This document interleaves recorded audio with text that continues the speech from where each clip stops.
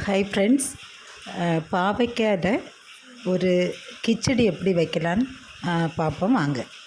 கேரளா ஸ்டைலில் பாவைக்காய் கிச்சடி ரொம்ப டேஸ்ட்டாக மணமாக, அப்புறம் கசப்பே இருக்காமல் ரொம்ப நல்லாயிருக்கும். எப்படி வைக்கலான்னு பாருங்கள். பாவைக்காவை இப்படி நைஸாக, அதாவது அரிஞ்சு நைஸாக அரிஞ்சு வச்சுருக்கணும். அப்புறம் இது போல் தேங்காய் எண்ணெய் ஊற்றி நல்ல ப்ரௌன் கலரில் வறுத்து வச்சுருக்கணும். நல்லா வறுக்கணும், கொஞ்சம் டைம் எடுத்து வறுக்கணும். அப்போ தான் அந்த கசப்பு போகும், நல்லா இருக்கும்.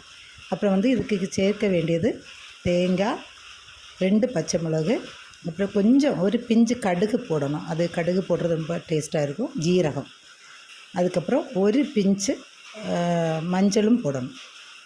மஞ்சள் எடுத்து வைக்கல, மஞ்சளும் போடணும். அப்புறம் தயிர், இவ்வளோ தான் யூஸ் பண்ணணும்.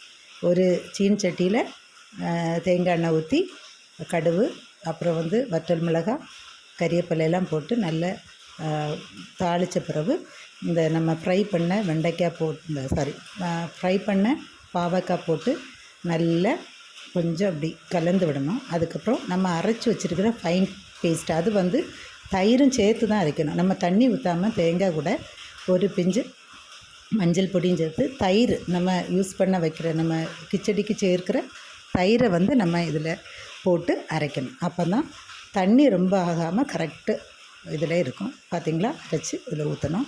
நம்ம இது மிக்ஸ் பண்ணுறது, இந்த தேங்காய் மிக்ஸ் பண்ணுறதுக்கு முன்னால் அடுப்பை ஆஃப் பண்ணிடணும். அடுப்பு ஆஃப் பண்ணிவிட்டு அந்த சூடோடு தான் நம்ம, அந்த சீன்சட்டி சூடாக இருக்கணும். இந்த மிக்ஸிங் போடும்போது ரொம்ப கொதிக்கக்கூடாது. அப்படியே லைட்டாக சூடாகி உப்பு நம்ம தேவைக்குள்ள உப்பும் போட்டு, பாவைக்காய் ஃப்ரை பண்ணும்போது லைட்டாக உப்பு போட்டுக்கணும், ரொம்ப போடக்கூடாது. இது உப்பு போட்டு பார்த்து நம்ம இதை ரெடி பண்ணிடலாம். பாவைக்காய் கிச்சடி அழகாக ரெடி ஆகிட்டு பாருங்கள். ரொம்ப டேஸ்ட்டாக இருக்கும். பிடிச்சா லைக் பண்ணுங்கள், கமெண்ட் பண்ணுங்கள், ஷேர் பண்ணுங்கள், சப்ஸ்கிரைப் பண்ணுங்கள். தேங்க்யூ.